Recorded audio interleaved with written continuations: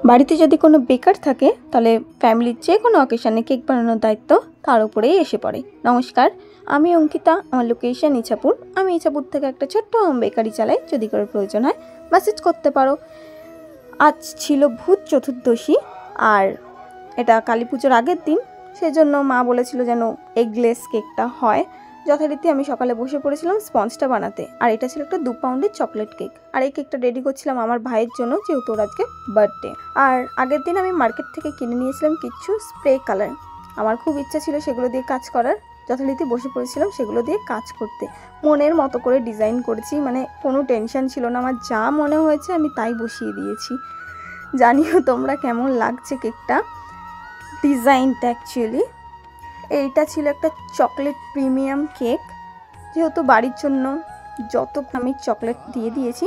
যদি আজকের ভিডিওটা ভালো লেগে থাকে like, comment, share and subscribe. সবাই ভালো থেকো। হরে কৃষ্ণা।